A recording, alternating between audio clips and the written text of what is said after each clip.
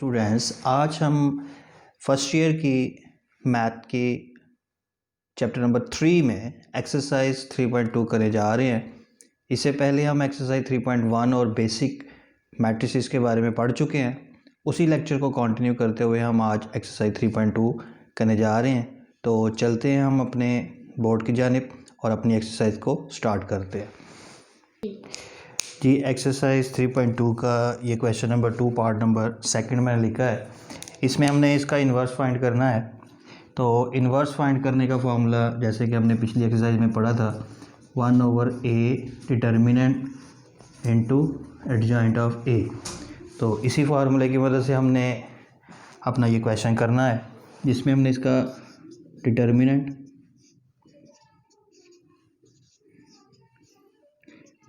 में हमने सीखा था कि इसको क्रॉस मल्टीप्लाई करते हैं, -2 × 5 माइनस फार्मूले का 3 × -4 -10 12 और ये +12 हो गया 2। अगर ये डिटर्मिनेंट इक्वल टू 0 आए तो इन्वर्स एग्जिस्ट नहीं करता, तो लिहाजा ये नॉट इक्वल टू 0 आया, इसलिए हम इसका आगे एडजॉइंट भी फाइंड करेंगे।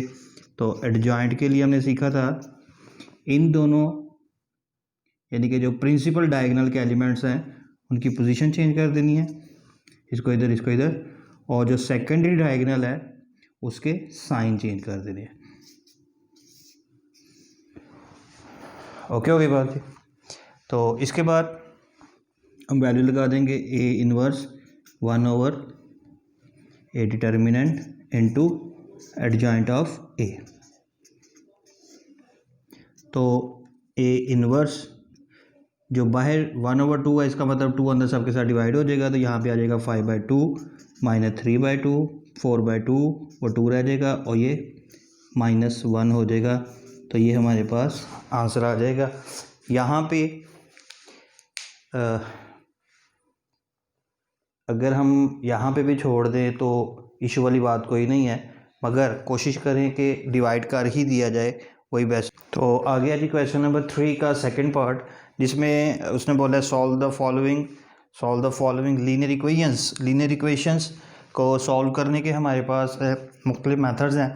तो चूँकि हम यहाँ पे मैट्रिसेस एंड डिटर्मिनेंट्स की हेल्प से या उसकी एक्सरसाइज कर रहे हैं, तो फिर हम उसकी ही हेल्प से इसको करेंगे।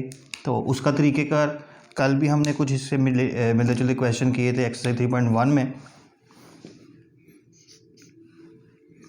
तो इसको सबसे पहले हमने मैट्रिक्स की फॉर्म में लिख लेना है। वो क्या तरीक़ेकार होता है कि जो हमारे पास लीनियर इक्वेशंस दोनों हैं उनके जो x1 और x2 के जो कोएफिशिएंट्स हैं उसको हम मैट्रिक्स की फॉर्म में लिख लेंगे, यानी कि 4 3 3 और ये x2 के साथ -1 है, ठीक है।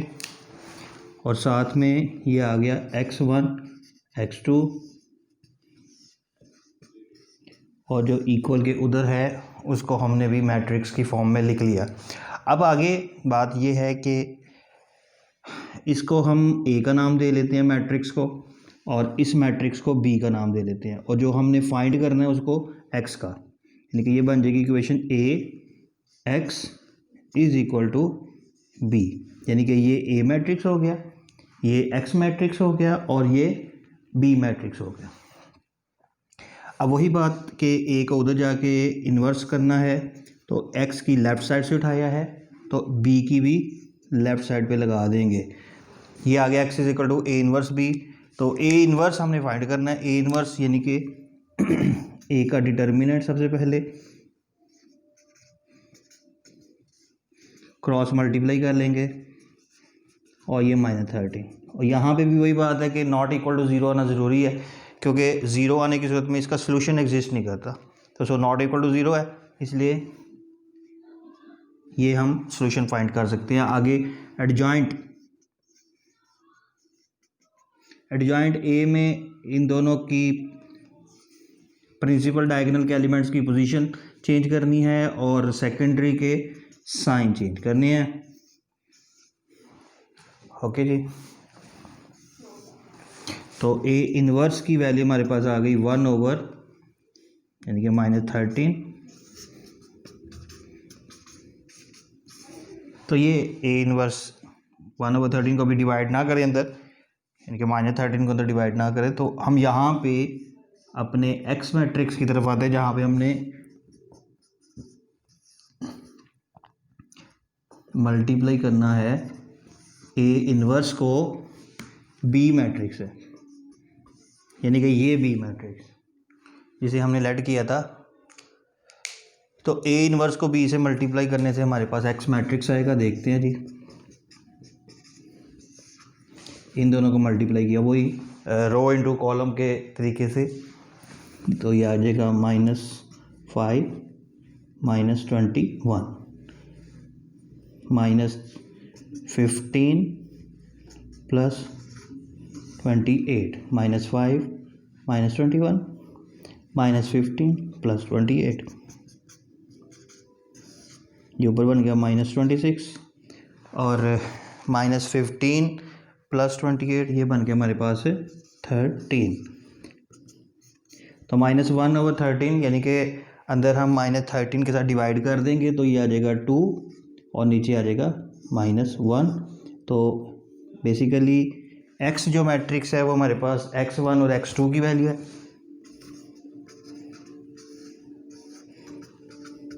तो ये हमारे पास सॉल्यूशन आ गया लीनियर इक्वेशंस का। x1 की वैल्यू 2 आ गई, ये पहली। ये यहाँ पे जो डेफिनेशन अप्लाई हो जाती है वो इक्वल मैट्रिसेस वाली डेफिनेशन है कि x1 की वैल्यू 2 और x2 की वैल्यू -1 आ गई। इक्वल मैट्रिसेस में यही होता है कि हम दो मैट्रिसेस को इक्वल रख लेते हैं, उनके एलिमेंट जब इक्वल रख लेते हैं जब वो उनका ऑर्डर सेम होता है।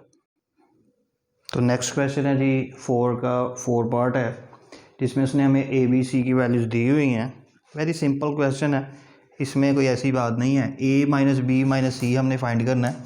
तो बॉडमेस रूल जो हमारे पास है, ब्रैकेट को पहले सॉल्व करना है हमने। b - c को पहले हम सॉल्व करेंगे, तो फिर हम ऐसे भी लिख सकते हैं इसको अगर चाहें तो a - b + c। ब्रैकेट जब ओपन करेंगे तो साइन चेंज हो जाएंगे, -b और ये माइनस माइनस प्लस हो जाएगा।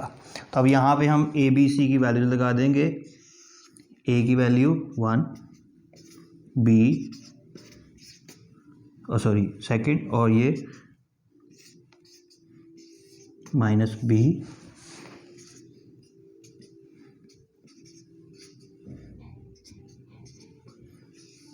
+ c।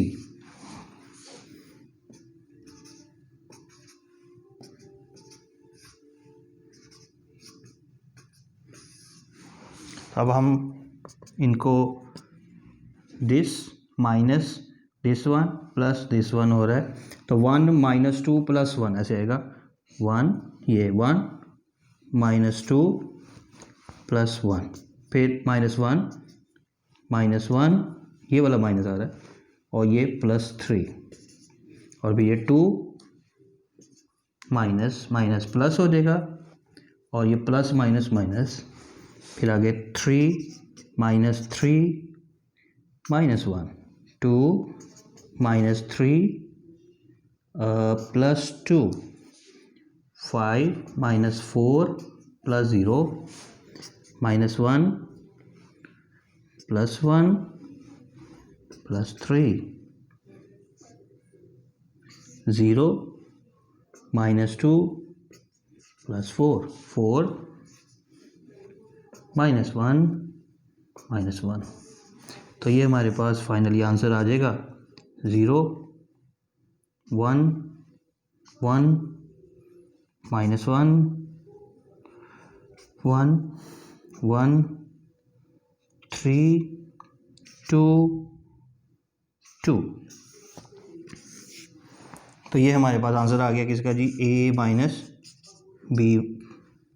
c का। हम इसको इस तरीके से भी सॉल्व कर सकते हैं, ब्रैकेट्स को पहले ही ओपन कर लें तो वैल्यूज लगा के उसको हम सॉल्व कर सकते हैं। तो नेक्स्ट क्वेश्चन है जी हमारे पास। तो नेक्स्ट क्वेश्चन है क्वेश्चन नंबर 6 का 3rd पार्ट है, जिसमें हमने ये कहा गया है कि if a and b are a square matrix of same order then prove why in journal a plus b into a minus b is not equals to a square minus b square। इसमें हम left hand side take करते हैं,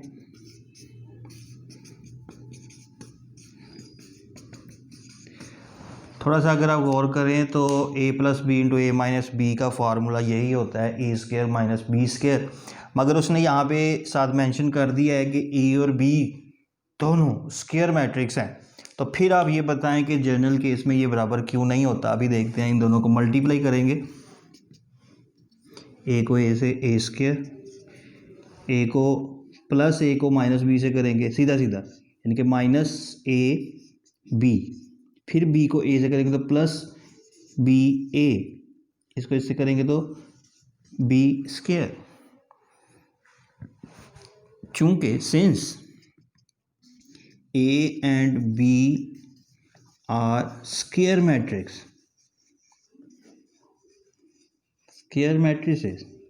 of same order, तो कल भी मैंने बात की थी, यानी कि पिछले लेक्चर में भी मैंने बात की थी एक्सरसाइज 3.1 में, in general, so therefore in general in matrices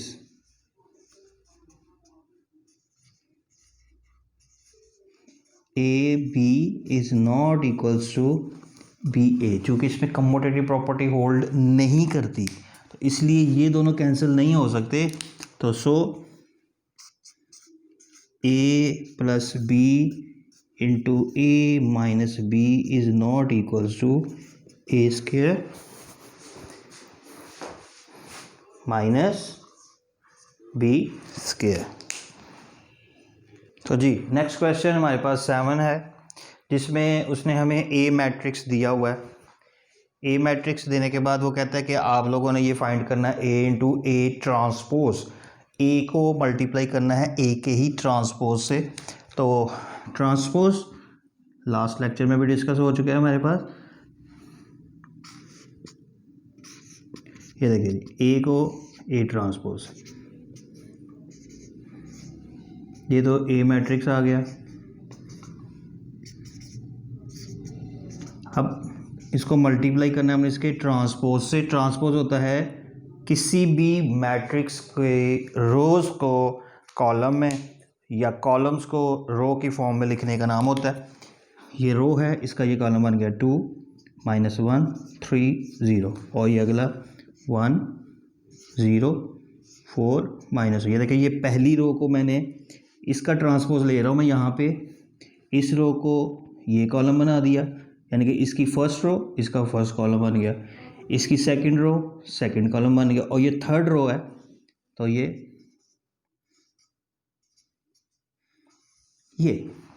अब इन दोनों को हमने उसी तरीके से मल्टीप्लाई करना है, रो इंटू कॉलम। देख लेते हैं,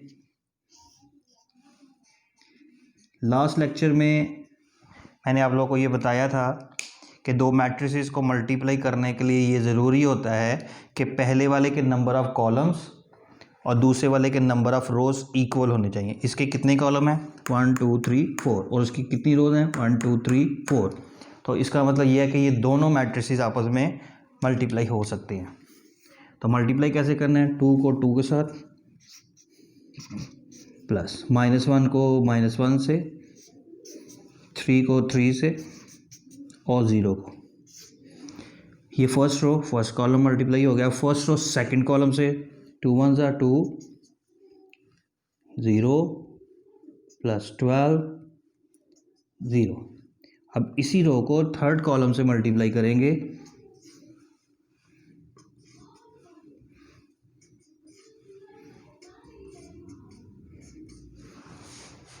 तो आगे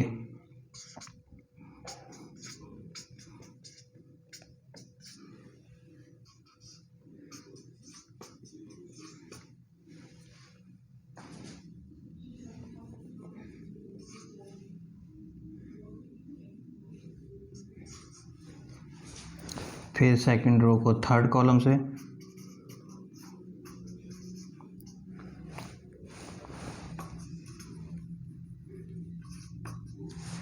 और फिर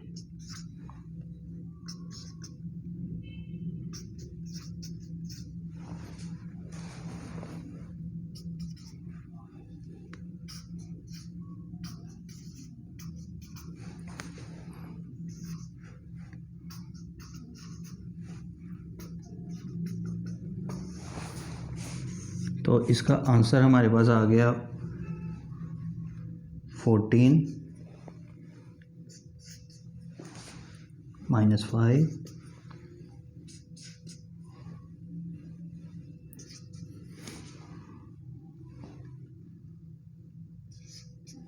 7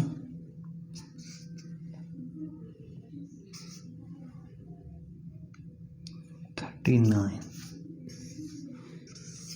तो ये हमारे पास आ गया A इंटू A ट्रांसपोज, यही हमने फाइंड करना था जी। 8 का सेकंड पार्ट जिसमें उसने बोला find the two solve the following matrix equation for x, solve the following matrix equation for x. That's mean हमने एक्स की वैल्यू फाइंड करनी है, एक्स मैट्रिक्स फाइंड करना है हमें। तो इसको पहले ही हम सॉल्व कर लेते हैं, बाद में जो हमें ए और बी की वैल्यूज़ गिवन है वो बाद में बीच में लगाएंगे। देखिएगा कैसे। 3a को तो ले गए, उधर जाके प्लस हो गए, तो -3 है, और 2 को तो डिवाइड कर दिया।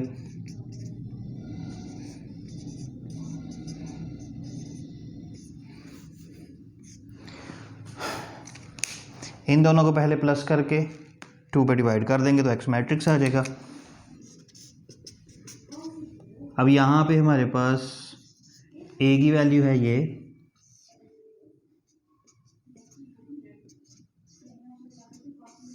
और बी की वैल्यू है ये।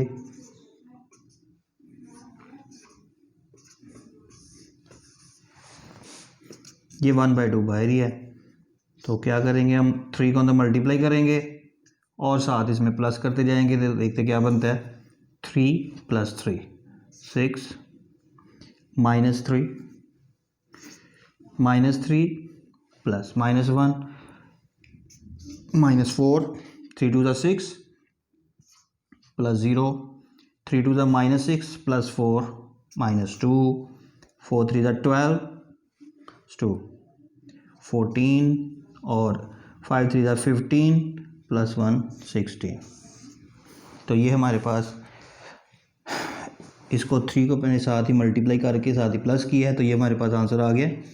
तो इस 1/2 का मतलब हमने क्या पढ़ा था, 2 को अंदर हमने डिवाइड कर देना सबके साथ, 2 सबके साथ डिवाइड हो गया, तो 3 - 2 3 - 1 7 8। तो ये हमारे पास इसका आंसर आ गया जी। 9 के सेकंड पार्ट में भी उसने वैसे ही बोला है, solve the following matrix equation. Matrix equation है क्योंकि इसमें मैट्रिक्सेस हैं। ये पहले माइनस हो रहा है, इस मैट्रिक्स को उधर लेके जाएंगे,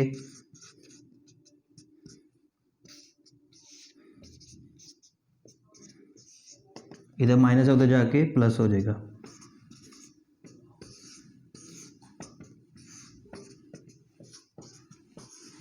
कर लीजिए इन दोनों को प्लस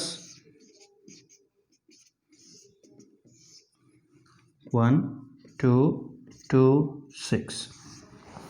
अब नेक्स्ट ये है कि ये इसके साथ मल्टीप्लाई हो रहा है, तो इसमें हम क्या करते हैं, जब मैट्रिक्स मल्टीप्लाई है ए बी, इसको बी लेट कर लिया, इसको सी लेट कर लिया, बी चूँकि हमने ए फाइंड करना है, बी उधर जाएगा डेफिनेटली, तो उधर जाके सी इंटू बी इन्वर्स हो जाएगा। फिर वही बात आ गई कि हमने चूँकि बी को उधर लेके जाना है, तो बी ने उधर जाके इन्वर्स होना है। चूँकि ए की राइट साइड से हम बी को लेके जा रहे हैं, तो उधर बी की सी की राइट साइड पे लिखा जाएगा बी इन्वर्स। तो बी इन्वर्स फाइंड करने के लिए सबसे पहले हम बी का डिटर्मिनेंट फाइंड करेंगे। Determinant cross multiply 3 2 6 4 2 not equal to 0 होना ज़रूरी है, नॉन सिंगुलर। एडजॉइंट बी, इन दोनों प्रिंसिपल डायगोनल के एलिमेंट्स की पोजीशन चेंज और सेकेंडरी डायगोनल के एलिमेंट्स के साइन चेंज। तो बी इनवर्स हमारे पास आ गया 1/2।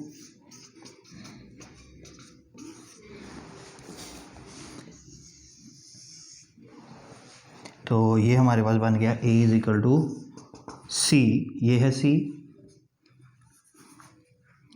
2 2 6 इंटू बी इनवर्स के बाहर 1/2 है। तो मैंने बोला कि स्केलर को हम जहाँ मर्ज़ी लिख रहे हैं, मैट्रिक्स को जहाँ मर्ज़ी नहीं, उसको उसी पोजीशन पे लिखना है जहाँ पे उसकी पोजीशन बनती है।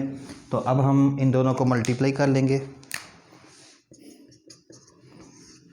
2 - 8 - 1 + 6 4 - 24 - 2 + 18